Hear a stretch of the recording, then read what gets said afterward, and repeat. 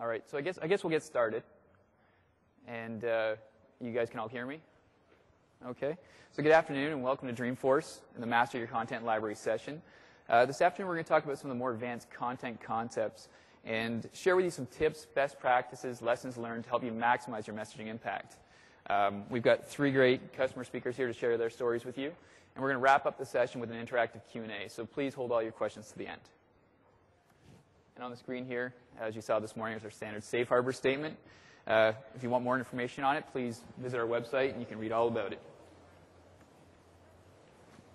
My name is Kyle McCauley, and I'm a Senior Support Account Specialist out of our Toronto, Canada office.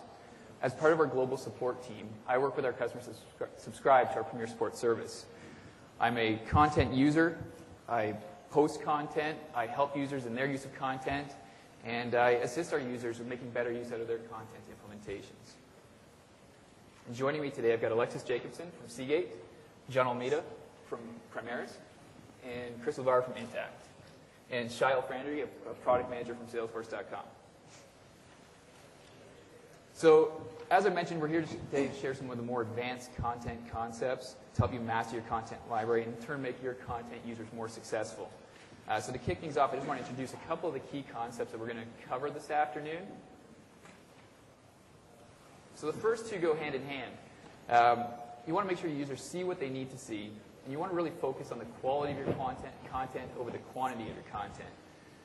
If any of your administrators in here, have users ever said that they can't find the content that they're looking for? Well, both Chris and Alexis are going to share how they've made it easier for the users to find content that's relevant and important to their roles, and really help their users find content that they need to find. And so how many are, with a show of hands, how many of you guys do currently have Salesforce content? Okay. How many of you feel you've got too much content in your content libraries? Okay, I think it's a big problem.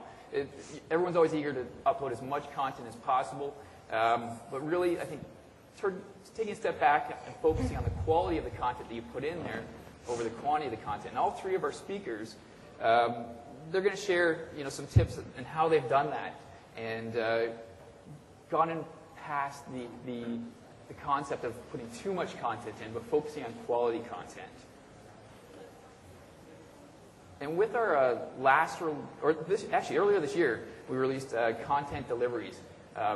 You saw a bit of a demo this morning, but content deliveries allow you to share content, to expose your content externally to your customers and prospects in a professional and secure manner. John's going to walk us through the Primaris implementation of content deliveries. Maybe we started a bit too early, but and also what's new is you can customize content for your application. So we're going to share some ways that you can customize your Salesforce instance to push relevant content to your users. Both Alexis and Chris are going to share how they've modified their Salesforce instances to dynamically push content to their users through their custom-built sales portals. And before we get into the customer stories, I just want to make sure that you're aware of the newest Salesforce content features. With the Winter 10 release, it's now possible for your content users to take their entire content library on the go with mobile content. They can search, preview, and deliver content right from their BlackBerry or iPhone device.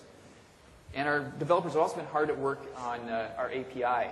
And with the newest release, you can now mass upload content to workspaces. This is brand new.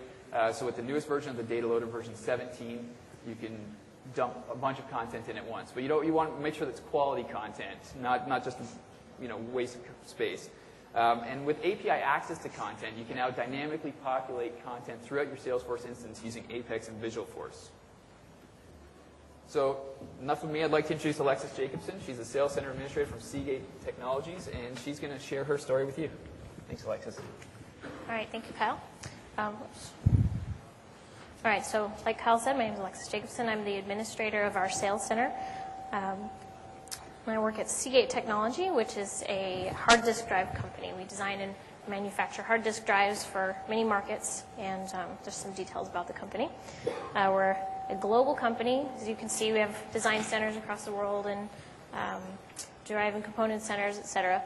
And of course, a global company makes for some fun late-night conference calls, but it's a great place to work. So kind of diving right in, I'll give you a little background about about our old sales portal and some of the issues that we had before we got the content application. And so back in 2008, we had this old sales center, as we called it, and it was very difficult for sales reps to find the documents that they needed. They'd have to drill down into pages, and there was no search, really. And then on my side as an administrator, I couldn't get any feedback. I couldn't know from the sales reps, oh, what's important? The sales reps couldn't type in anywhere to say, we want this kind of document, or we like this document. And there were no reports for me, and it was difficult for them, and then difficult for me on the administrator side. So like this sales rep said, the information's old. So that was another problem. It was really old. It was 2, 3, 4 weeks old, and actually even longer than that. And then so they said that they just pick up a phone and call someone who had the latest information. And then another point that I should mention is that there was a ton of content out there, and it was very just a lot of it, piles of it. So they would have to sift through things, and it would take them way too much time. So we had a goal, and that was to make the most pertinent information available to the sales reps through a new sales center, which is salesforce.com. And we wanted to make it timely. We wanted to get the information out to the reps in a timely manner and make sure that they had it either immediately, which the content app offers, you can upload stuff immediately, or make it go out in a cadence, so a weekly cadence. And so then the content app, like I said, really enabled some great solutions for us. Quantity versus quality, right? That's one issue that some of you raised your hands about. And so we are using content reports and dashboards to really narrow down the focus and get what's very important to the sales reps instead of having tons of things for them to dig through and sift through. And then we also created a process to ensure that the quality is kept up over time. And then the next thing I'll talk about is the content pack, which is a really great content feature. And we've created a kind of a one-stop shop for all product needs. So I'll show you how that works. And then we brought the content search capability, which you know is it's a very strong search capability. We brought it up and made it even more obvious and more available to the people who use their sales center. And I'll show you what we've done with that. And then lastly, making that cadence and making sure that things come out in a timely manner and people are able to access them, and it creates some stability. They know when it's going to come out, and it reduces confusion. So first, the quality issues. So what we do is weekly and monthly, we get reports on what the sales reps are using, and we get a visual representation of that via dashboards. So this is just the regular reports and dashboards in the Salesforce platform, which is, it's very simple to use. And we looked at what are the reps using, what are they downloading, what do they like. So we can see, for example, that the data sheets, they really like the data sheets, so we go back to our content suppliers, which are the authors of the documents, the people who upload documents, and we say, hey, every single product has to have a data sheet attributed to it because that's what the sales reps need. So that's just been very helpful with the quality of what we have. And then with quantity, we have scheduled reports that go out to the content suppliers, the authors of documents. And the reports, keep them posted on so this shown on the screen here, this is a report that goes out to a content supplier, and it gives them the details on exactly what they need to know about their documents that they've posted. So we're kind of bringing it back to the content supplier, saying, hey, look what you have in here. Do you need to archive it? Do you need to delete it? Do you need to upload a new version? And this goes out on a monthly cadence through the reports, and then the documents are updated, which is really important and gets the latest, greatest out for the sales. And then the content pack, this is a really cool feature. Actually, I'm curious. You guys know about the content pack? Anybody? Not very many, just a little bit. Okay, so what this does is it batches documents into one spot. So as you can see, there's a whole bunch of documents in here. And this is actually what it looks like in content. They flip through the pages of the document, or the pages, the different documents. And this is our Barracuda. That's one of our products. And we've broken it down into color-coded sections. Just, that's how we upload it. And there's a table of contents, number 1, 2, and 3. And you can see there's number 1, 2, and 3 as per the table of contents. And then there's another table of contents for the second half, and you can see we've got the data sheet in there, and that's number 1, and the person can flip to that. So it's bringing it all together, using the content pack into one spot, so the sales rep it's even more condensed down and easier for a rep to find what they need in this one spot. And then, like I said earlier, the search capability, we created this search capability up on the front page, the very home tab of the Sales Center, which is Salesforce. And it's an HTML component that uses some JavaScript, and it builds a query string, and then it uses the out-of-the-box content search. And we popped it up there right on the home page. And so the reps, they come right into our Sales Center, Salesforce, and they can type in their keyword. They can search through the parametric search and the drop-downs to find a particular, let's say they want the data sheet, right? And then they click go, and it brings up the results. So it's right now, or before, the search was on the content tab, which is a little bit hidden behind. And this is brought up to the surface for them to be very quick. All right, and then, so the timely content and cadence, we created, this is a Visualforce page, by the way. The containers are all Visualforce. But we created this one-stop place where all the reps come in and they look into the different containers so departments that they need to be connected with, market research or commissions and things like that. And we put the top important documents linked up into this page. So you can see all the blue links, they are actually going back to the content application. So a rep clicks on something in commissions, for example. They're taken to the content app. They see all the metadata, all the details about the document. They see the great preview feature, and they can subscribe to it, and it's all in this one space. And then we take it a step further, and we have our Sales Center Express, which is a weekly newsletter. It goes out every Wednesday, so it has a cadence. And then you can see at the bottom of the newsletter, we've plugged in, those are links to the content app as well, just like the home page I showed on the previous slide. And the reps will click on that, and they'll go into the content app. And those are updates in the homepage container. So we're keeping it the same. It's in their email box, but it's also the same on the homepage of the Sales Center. So bringing it all up in front of them and giving them the top important documents that they need now. And then so out of this, we've really had some great success. The sales reps love it, and even the authors love it, because as some of you might know, it's hard to get authors to want to put stuff in there because they might not be used to uploading, even though it's really easy. So the suppliers, the authors are going, you hit it out of the park for sales. This is really great. This is awesome. And then the sales reps are saying, I can see exactly where to go for information, and they can find it very easily. So it's all been, the content app is really great. It's very strong application from Salesforce. And that's it. All right. Okay. Thanks, Alexis. I think Seagate did some really creative things, and I think some of the key takeaways there is the parametric search that they built. Thinking a little bit out of the box, they took the search functionality that was built into content, put it on the front page, and made it easier for users to search for content. We're going to talk about it. It's overwhelming. Sometimes when you search in content, the number of hits you get is so many, when you've got too many pieces of content in your library. So I think the parametric search is really cool, and I think they did a really good job developing that. So thanks, Alexis, for sharing that with us. Thank you. And next up, we got John Almeida, Director of CRM and Business Analysis from Pyramis Global Advisors. You guys made an announcement this morning that Salesforce content is free, and lucky y'all standing room only. So I am John Almeida. I'm the Director of CRM and Business Analysis for Pyramis Global Advisors, as Kyle mentioned. For those of you who haven't heard of Pyramis, you probably have heard of Fidelity Investments. We are located in Metropolis, Smithfield, Rhode Island. It's not very metropolis, very small town, but very pretty nonetheless. And we exist as part of Fidelity Investments Company to deliver asset management products and services to institutional market investors around the globe. So we're a global company. We are an asset manager offering a variety of investment strategies. And although we were formed in 2005, Fidelity Investments has been managing money for institutions for over 25 years.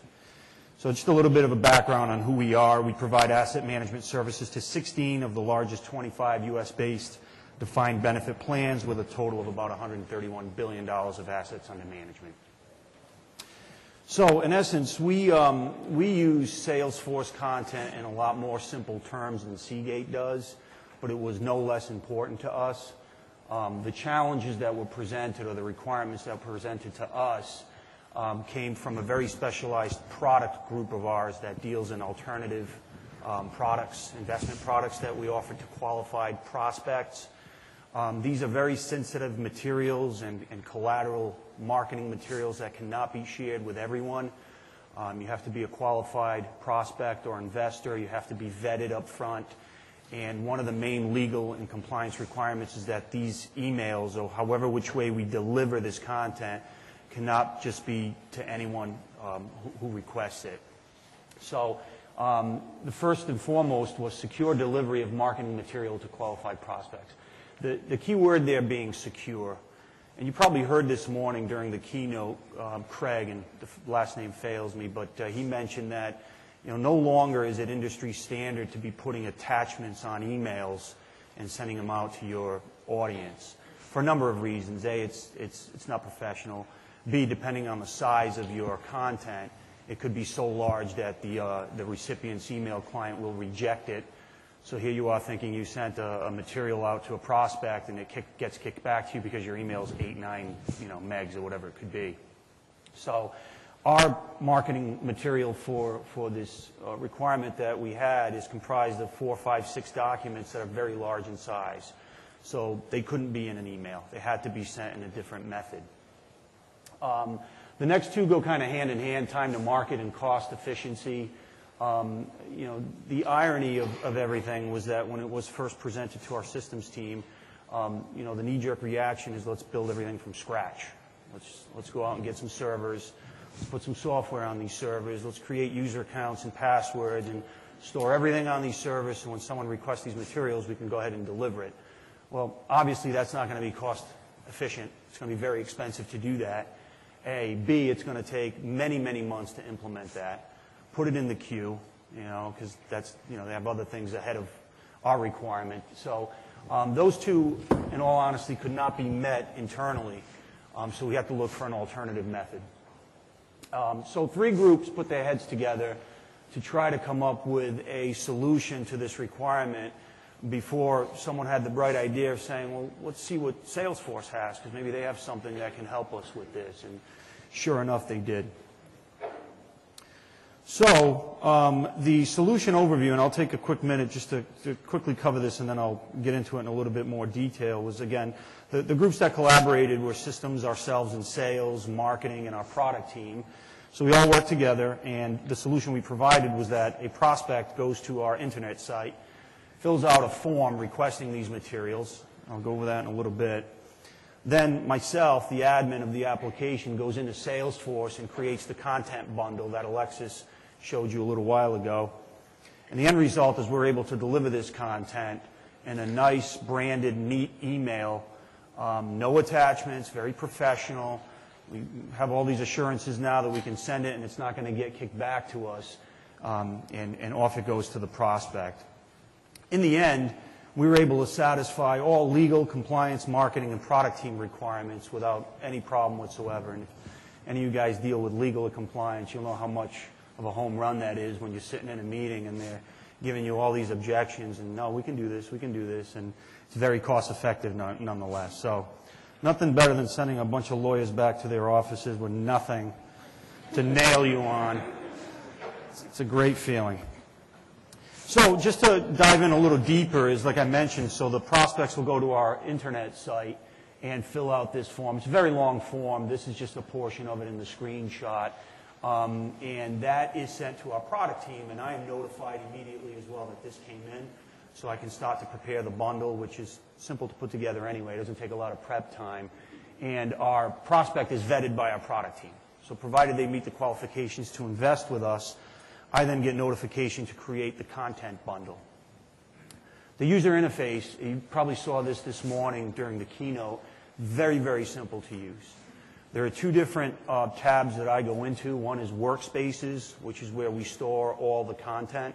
Very simple to upload this content, and just about any type of file format is accepted, whether it's a Word doc, a PDF, a PowerPoint. We even started doing video now for our marketing team that really liked this solution. So we started putting video files up there as well, which you obviously know can be large and can't deliver it any other way. So this was a great solution for that as well. So I go in, I create the bundle with however many docs is required, And one of the main things, as you can see on the first page up there, one of the main marketing requirements that came to us was branding. So a concern for us was, the end result of this deliverable is there's some Salesforce branding on there, which is fine. But how do we brand it ourselves so that when a prospect opens up this content bundle, there we are front and center? So we decided to create just a simple page with our logo and our alternatives logo on there. So as soon as they open up the content bundle, there we are.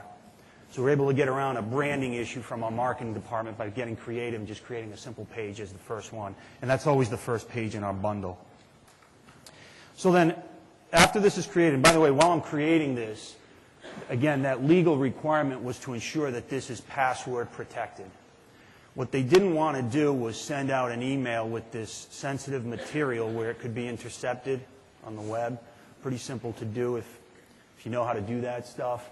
So one of the main requirements was we have to password secure this stuff so not everyone has access to it, which in essence eliminated us being able to send it in an email with attachments.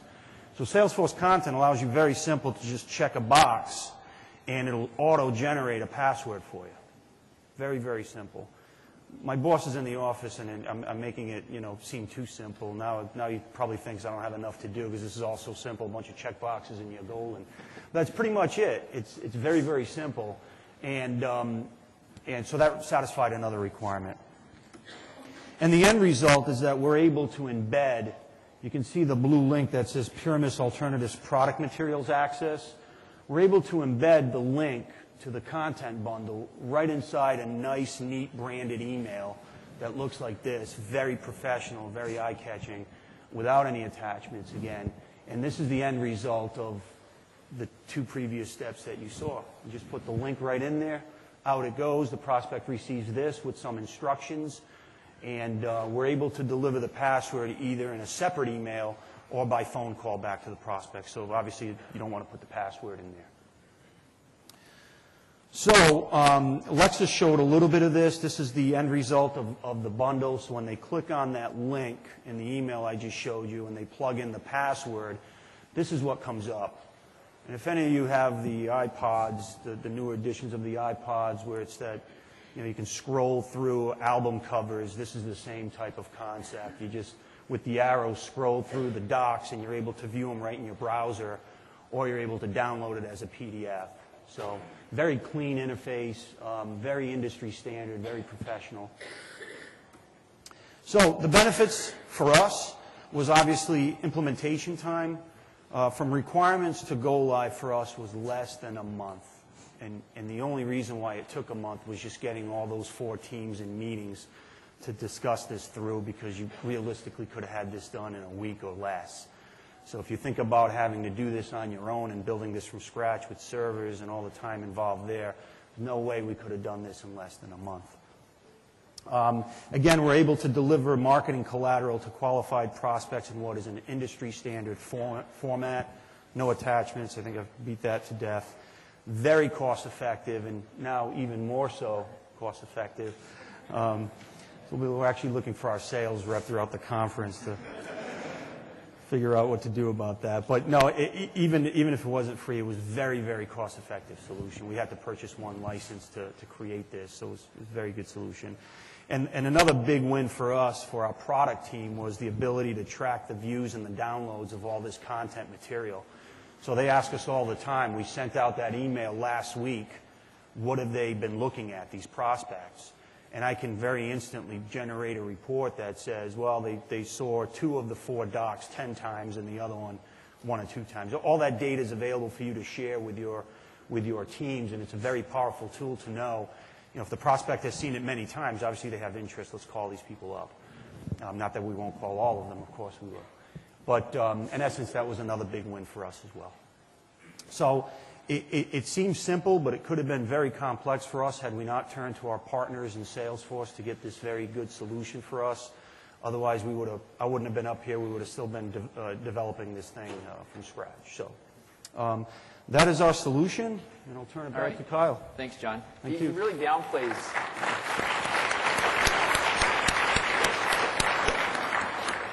I've heard him talk several times over the past couple months, and he really does downplay this project and compare it to everyone else. But the impact that it's had on their organization, being able to use content and content deliveries for this project, is phenomenal. So now I'd like to introduce our last speaker today. We've got Chris Lubar from Intact. Some of you may know Chris. He's spoke at Dreamforce before. Chris is a sales operations manager at Intact. Everybody, my name is Chris Lavara, and I'm the Sales Operations Manager at Intact. If you've never heard of Intact before, we're an on-demand and accounting and financial application. So we're actually a Salesforce partner too, so we can actually connect your front and back office and all your accounting and financials. We're very heavy Salesforce users. We use practically every part of the application, content, Force.com licenses, partner portal, you name it, support, we use it. So what I'm going to talk to you today is some of the challenges we face and how we solve these using content. So much like Alexis at Seagate, sales reps often had outdated documentation. We really had no way of knowing and letting them know what was the most current piece of content for them to visit. And we also had no big repository for where everybody could go for content in one place. This one-stop shop that everybody talks about. We didn't have a way to collaborate and show all of our best practices across everybody. And this actually ties into my next point, where it was very difficult to share this information with partners. And this became increasingly important just recently, where we moved from an implementation model where we were using our direct team to using just partners. So we really needed an avenue to push this stuff out to our partners for them to be able to use the same tools that we were using internally, and we had gathered all this information. And lastly, everybody talks about this too. We didn't know when our content was out of date. You have this huge library, but really, when can you find out what stuff needs to be updated, what's current, and where all that current stuff resides? So some of our goals for this, provide up-to-date content. That's pretty self-explanatory. Give the partners the same tools we use. So I mentioned the implementation model where the partners are doing it. We wanted to make sure they had the same exact stuff we did. Create a review cycle. So really have a way and a mechanism for everybody to review their content, make sure it's updated, because we're promising the sales team, we're promising everybody in the organization, hey, this is where you're going to get the most up-to-date content inside of Salesforce content. So really having a way to do that. Along the same lines, analytics, having the reports, finding out what's popular, what works, what's not working, which is actually increasingly important too, and really keeping on top of that. And my last point here is really create a first grade level way to deliver that and give it to everybody and have them give that extra avenue. No matter how many times you tell somebody it's in content, they might say, oh, it's a little overwhelming, I don't know where to find it. I'll get to this, and really how I pushed out everything to our sales team and making sure they know exactly where to find the most relevant new content. So the solution for us was Salesforce content. We originally rolled it out in 2007, so we were very early users. And one of the things I found right off the bat was, you have all this data inside Salesforce that's not necessarily content, but it might be reports, it might be customer lists, all sorts of different things. It's actual Salesforce data, not necessarily content. So I really wanted to come up with a way to bridge the gap between that, and I'll show you that in a little bit. The next point is also role-based content. So we have people that, along the same lines of finding what's relevant for them. We wanted to be able to push only the things they needed to see to them. And this goes for the partners as well. We wanted to be able to send the partners and show them only what they needed to see. They didn't need to see all of our internal content. And lastly, be able to dynamically populate this content through the new API. So this is what I was talking about, that first grade avenue of pushing it out to the sales reps, making sure there's no excuses. They know exactly where to find everything that's out there. So the first thing I did was this bridging the gap. And the way I bridged the gap between this normal Salesforce data and content was actually creating just a separate workspace. So workspaces are different functional areas. They could be for product management. They could be for sales. And they could be based on roles, hierarchies, anything you have, all the Salesforce functionality to drill down what they can see. So I actually just created a workspace that was just called Salesforce Reports. And what I placed in here was just links to the actual Salesforce reports. So somebody had one place to search for everything. So if they wanted to come in and say, okay, I want to see a customer list that has this, they could come into content, they could pump in that keyword, it's actually going to show them the data sheet, it would show them the customer list, so they could actually be able to find references and everything. So it was really kind of bridging that gap of the normal Salesforce data and the content data. And the reason for this was now you have the content API where you can actually do a global or a federated search. But there was a little bit of confusion on, hey, where do I go to search for this or that? So this really kind of, I would push everybody to go search in content, and they would be able to look in content and find all that data. So the second way I bridged the gap was making another workspace, the same way I did for the reports workspace, and I did one called press clippings. I don't know how many of you in your organizations have a PR guy that sends out an email to everybody that says, hey, look at this great article that we had just come out. It's not searchable. Somebody new to the company comes, they can't find it, and a lot of times there's a lot of great information that's in there. And one of the nice things about content is you can actually upload links. It's not just necessarily, like I mentioned before with the reports. So I started having our PR guy load all of the PR articles into this PR workspace. And the great thing for us, too, is we could push this out to our partners easily so they could see what was going on for Intact and all the great press that we was receiving. So this was the second way that I tried to bridge the gap and really have everybody start working out of content and share that data. I mentioned this as a big point just a few minutes ago, was giving the partners the same tools that we had internally. Like I mentioned, we had a different implementation model now. We had all this information internally that were great hints and tricks, great methodology, all these procedures around our product. And we really needed one way to share them. It's just not easy to go through and make some other, like John was saying, set up some server with usernames and passwords. So since we were already utilizing the partner portal, what we did is created two workspaces. There's one for partner sales tools and one for partner implementation resources. So what those two workspaces do is they mirror our internal workspaces. So we essentially have one internally called sales tools and one called implementation resources. It's literally one click on any of those pieces of content to push it out to the partners. I don't have to maintain it in two places. I don't have to worry about them seeing anything that might be out of date. It's going to be the exact same stuff that we have internally. And the great thing is they have all the subscription capabilities. They have all the commenting. They have everything that goes along with the content application, all the same stuff that we do internally.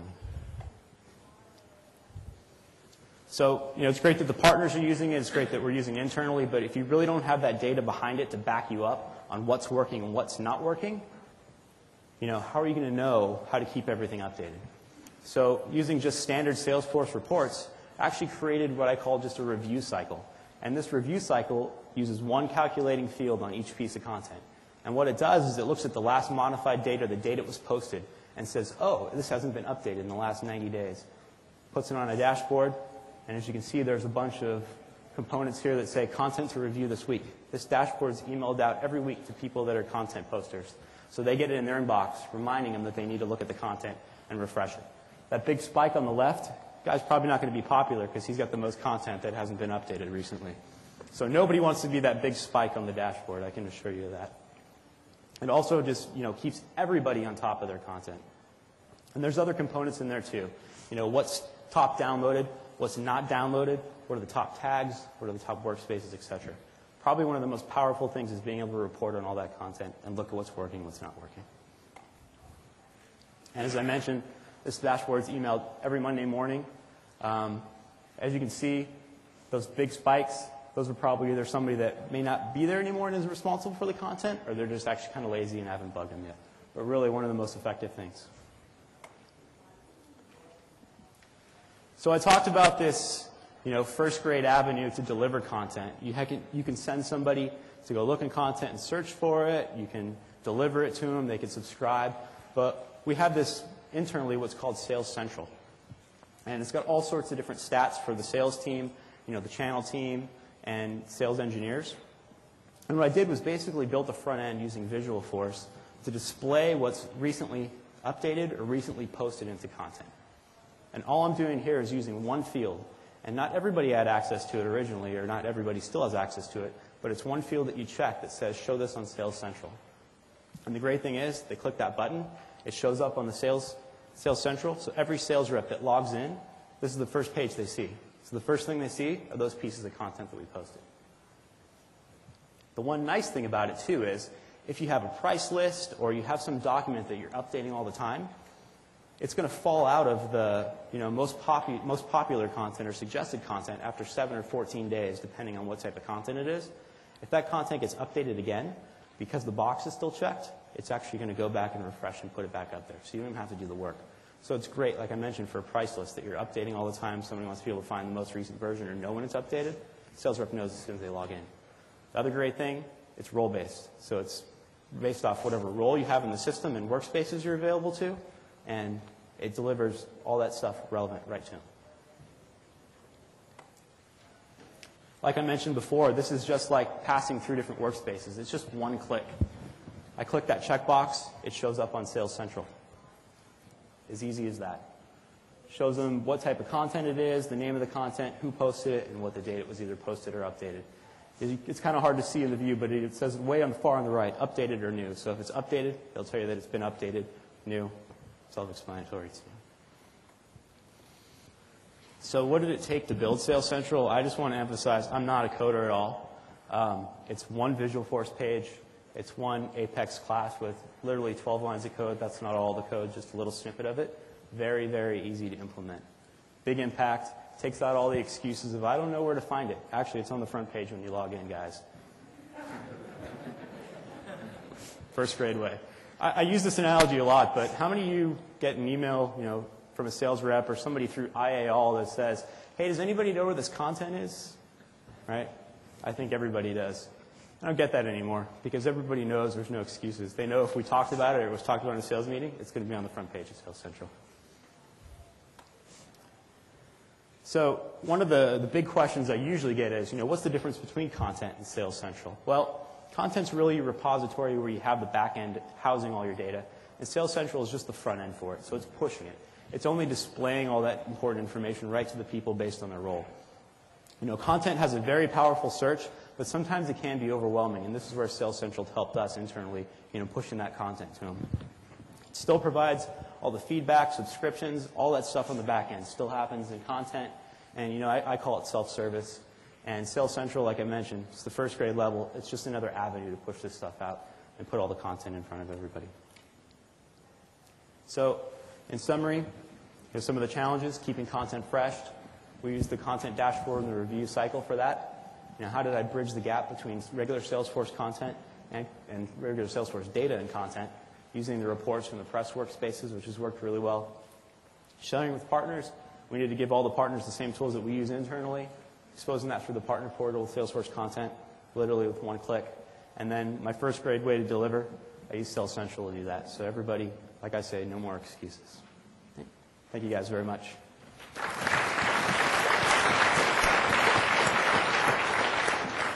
Thank you, Chris. It's actually funny, when we started working on this presentation, I don't know, 2-3 months ago, Chris was manually updating that Sales Central page on a weekly basis, daily basis. He's probably one of our first adopters, first users or first customers that started using the Content API. The day it came out, he had his code ready, and he launched it internally. It was a great story, and I've seen it over the past 2 months develop. Now, before we get into the QA, I just want to kind of remind you some of the key concepts that we went over today. It's important to manage your content library on an ongoing basis. Use the reporting capabilities that are available in Salesforce to ensure your content stays up to date and relevant. Focus on quality over quantity. I don't know how much I can emphasize this, but I think most customer implementations of content, I think they suffer somewhat in that they've got too much stuff there. It's not quality stuff, and I think all these 3 customers have done a great job in ensuring that their users have quality content to use. Customize your application to use content more effectively. So now, like I said, with API access to content, you can populate content throughout your instance of Salesforce using Visualforce and Apex. The sky's the limit. You can do anything with it, and also with content deliveries. That's, I think, my next point. No, make sure users see what they need to see. So limit access to workspaces that they don't need to see. The search results can be overwhelming. So if they don't need to see a workspace, don't give them access to it. It's because the hits are going to come when they do searches, and they're just going to get confused and fed up with using the content. Content deliveries. I think it's probably one of the most powerful features in Salesforce content. My email box, my outlook box is always over limit. I'm hitting up in that limit every day, getting a warning. So being able to share file attachments through content deliveries is really powerful. And this last bubble here, the last cloud, should say be creative. Use creativity. Chris bridged the gap between content and data. John's group, they came up with a creative solution to a project that would have cost a lot of money, and they use content, a product that they already had. And Alexis at Seagate, the parametric search, they took the search that's already in content and made it better by putting it on the home page, allowing users to drill down before they do the search and limit their search hits before they even submit the search. So, oh yeah, just wanted, last year you guys all had surveys on your chairs. This year it's all going to be environmentally friendly. So if you want to fill a survey based on this session, there's counters in the north and south lobbies. Every entry you'd make for a survey gives you a chance to win an iPod Nano. It says they're giving away 14 a day. I thought it was 14 for the entire week, but we'll see. And we're going to get into our Q&A. Now we have Shai. He's our product manager for Salesforce content. I don't know, so is Parajat here? Did you want to join us on the stage, or I don't know where he is. Do you see him? No, okay. Parajat works with Alexis. Leo's here, but he doesn't need to join the stage. He works with John. So do we have the microphones turned on for the Q&A? Okay, so we've got one microphone, I think, in the center here. If you have any questions, or just raise your hand if you can't get out. Okay, Stacy. I'm just curious how content affects storage, if at all. I know we were talking about. Okay, so the question was if content affects storage in Salesforce, and I'll let. How does it affect? It doesn't affect us because it doesn't count towards your. There's two types of storages, right? There's data and there's the attachment storage. I think each instance counts towards your data storage, but not towards any attachment storage. So it's an interesting question because we pondered that as well. We put an awful lot of attachments into Salesforce, so our concern here was when we're uploading documents, will that count towards our storage? It does not. Because what happens is it converts your document to their, whatever it is, their proprietary. It's outside that. It's on a different server, right? There is a limit on the files, and that's true that we have two different types of storage. We have the data storage and we have the file storage. Content is counted for file storage. But with Chatter, we would like to increase this limit and make it a non-issue for you in terms of adoption. Storage, every year it gets cheaper. You saw last year we made a big change to our storage, the pricing and storage, and that's, the bright side is storage just gets cheaper over time. And I don't have really any customers that, I've got customers with thousands and thousands of licenses, and I know you guys, because you've got a lot going on there with the integrations, but I can look for you, Stacy, and see how it would impact you guys. There's a question up here. Yes, so rather than sending out an email with an attachment that the user logs in to get the content, are they logging in the customer portal or is it the site's application, or what is the... So the question was, when you send a content delivery, where's the customer logging into when they come in? And do you want to take it? John? You're logging in right into your instance of Salesforce, and there's a tab when you get Salesforce content. There's two tabs, workspaces, where you upload your documents, and content, where you create the delivery. So you're right in your instance. You just click on the content tab and follow their little wizard to create the link to that document bundle. And that's what we embed in our email. Are you talking about the customer or about the... Oh, the customer. This has been done on the client. So they get a flash, they log in. They don't log in. They just use a password in order to view that flash, and that's it. So they're not logged into any... It's just a web page. Yeah, they don't have visibility into our data. It's a separate server, so they're going there for that what we showed in that little preview of the documents that we put in there. So it's just a password to open that file. Think of it that way. If you do have Salesforce content, you will see, I believe there's a content user that gets created, and that's used for these content deliveries. So there is this pseudo user that's used to access the deliveries, with the password once provided. Okay, let's go right to the very back over here. Has anyone tried to use multimedia files, whether it be podcasts or recordings within content? So the question was, has anyone tried to use multimedia files in Salesforce content?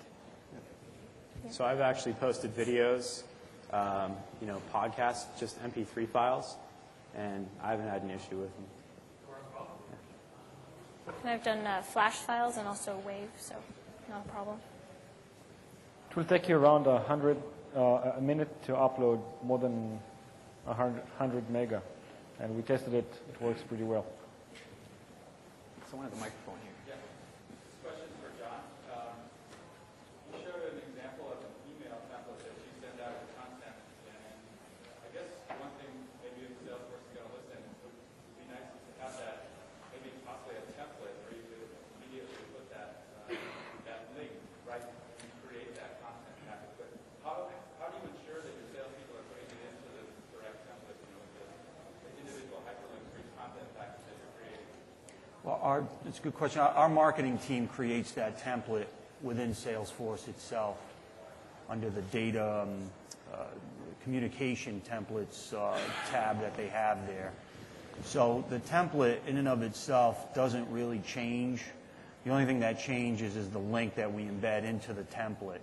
So it's usually the same template, just giving them a new link that they embed right into the HTML template. So where we have to change the template, we have some designers in our marketing department that'll create a new HTML version of that email that you saw there. So your salespeople are copying the template, sending it from Salesforce? Yep. Our product team has access to that template. So all they do is right in that spot where you saw that link, that's always in the template, there is no link. They'll just take that template and embed the link that I give them. So you're not really seeing the link, but you're seeing that wording that you saw, and behind the scenes, there's that link. So. And Shai, is there plans down the road to add the functionality I think that he's talking about here? Definitely, we don't like the functionality of copy pasting, and we would like to improve this part. And we saw it a lot on the idea exchange. We are listening to what you have to say, and this will come in the future. Right here. I was wondering, when Alexis presented, I like the search functionality in the left panel of the great screen. I was wondering, was that something that you're being pulled off through regular configuration, or are you actually going to go and do some coding and stuff like that? Okay, so the question was based on the Seagate parametric search in the sidebar on the home page, how they accomplished it.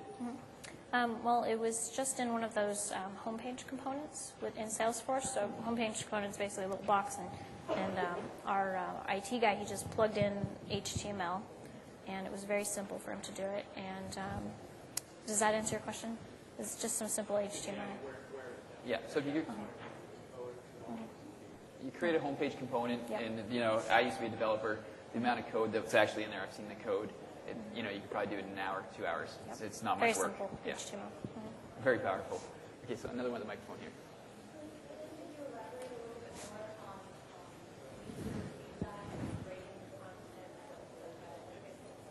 So the question was about user feedback, I guess, from their users and feedback.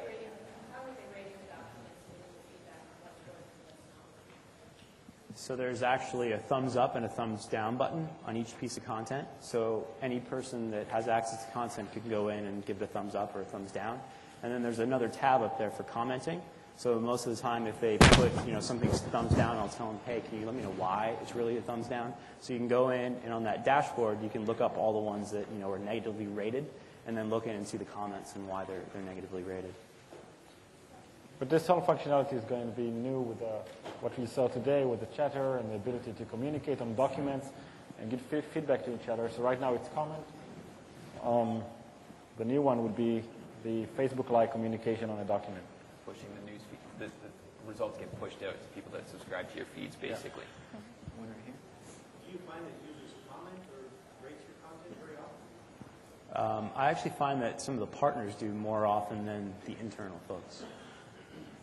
For us, internally, not too much, but if there is a problem with a document, they'll post that. They'll say, oh, there's an issue on this page or something. And then sometimes if a document is really good, actually often if a document is really good, they'll say so. Yeah. Back in the microphone.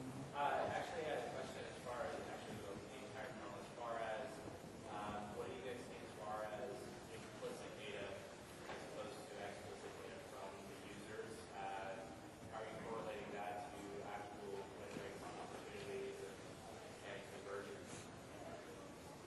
So I think the question is really around the quality of the data and how it affects sales? Specifically, let's say, do you see specific content sort of scoring higher in a contribution to close opportunities? How are you tracking? I've never actually done a correlation between the two, to tell you the truth, so I don't know. Well, for us, it's very tangible because we know who we're delivering it to. So it's very easy to quantify for us what we sent versus what we closed. I would venture to say if we're sending that email to someone who's shown interest in our products, that's an opportunity in and of itself, albeit at a very early stage.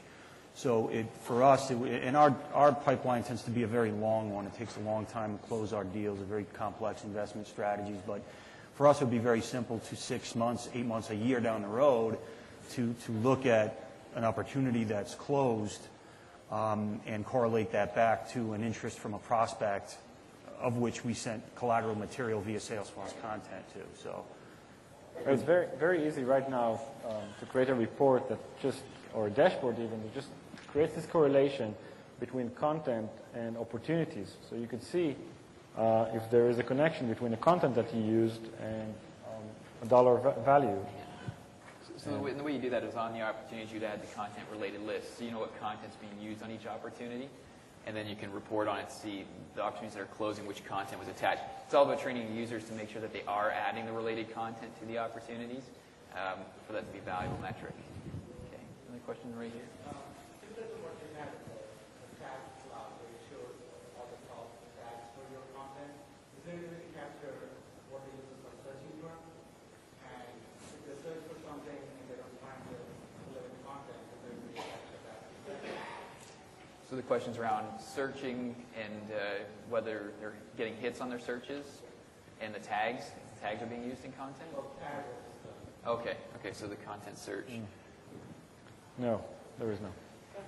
You probably could come up with a solution yourself if you wrote your own search string and recorded it. It'd be a bit of work, but you could probably do something if you saw value in it. Yeah. So right back here.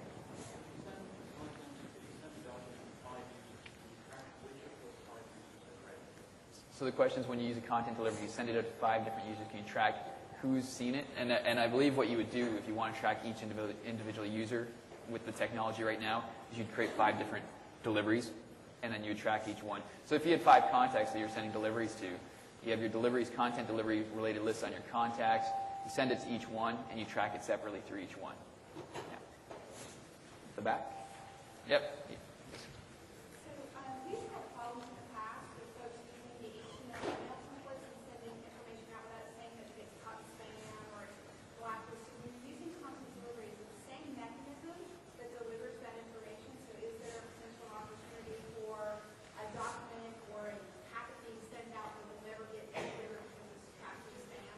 So it's around whether basically your emails, whether they're getting to your clients, if they're being blocked. So Our reps have said, look, 10 to 15% of the time we need to use the HTML email template so that we can track these threads. Okay.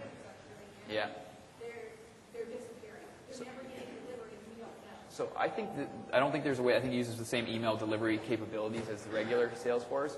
No, I think if you're using email relaying, if anyone knows what email relaying, if you're not using it, that kind of gets around that problem. If customers are having that problem, it's totally unrelated content. But if you turn on email relaying, what our email servers do is it relays your email through your email servers, and it looks like it's coming from you guys, and it doesn't get bounced as much.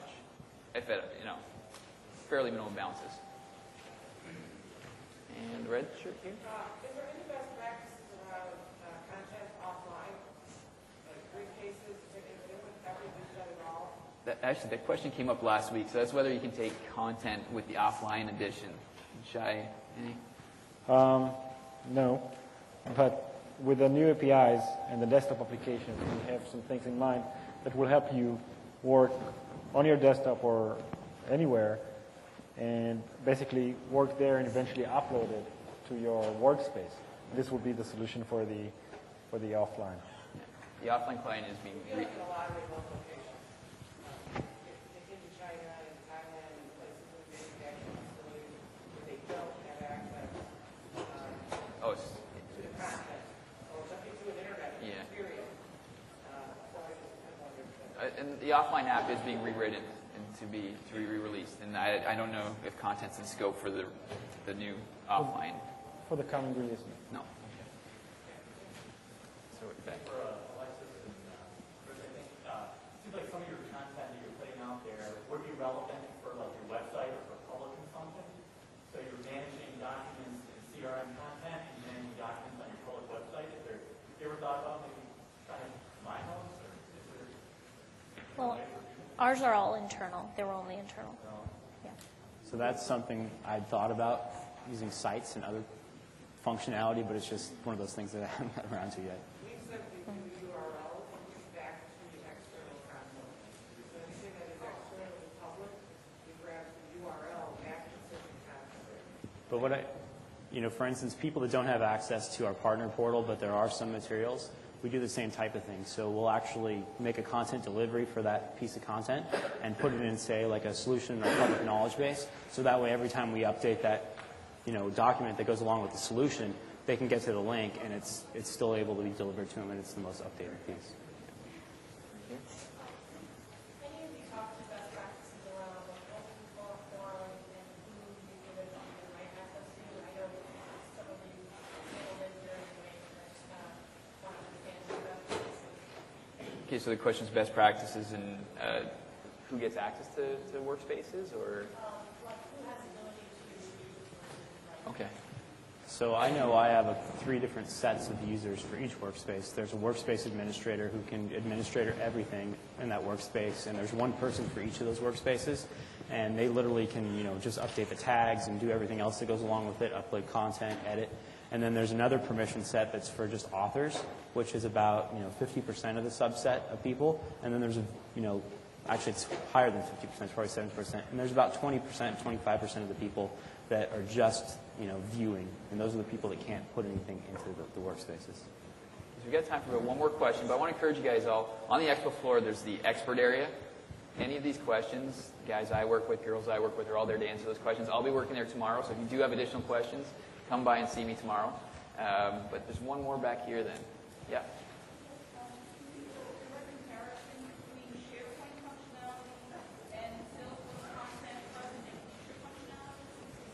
So comparing Salesforce or SharePoint and Salesforce content. We've got a lot of internal stuff, documents on Han, do it. you want to take it? Well, there are a lot of similarities, but there is a big difference. SharePoint is a bundle of assets that is delivered mainly to IT. So there is a central repository that gives you the ability to search, the ability to manage documents, to create sites and all of that stuff, but it's not connected to any of the business processes. It's not integrated to any of the business processes. And when you want to integrate SharePoint to business processes, you would have to pay for professional services in order to create this connection. When you talk about content library here, this is integrated into our CRM, into our sales application. So things like find related content, things like what is the correlation between content and revenue come to you in no time. And this is a big difference.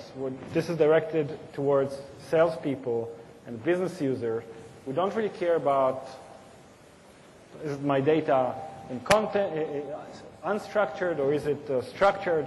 Is it in accounts and opportunities, or is it in document management systems? They want it, all of it, and they want it on their mobile. They want it available, accessible, and this is a different way of delivering this information to our end users. So we're being kicked out of the room. So I'd like to thank you all for joining today. I'd like to thank our 3 incredible speakers.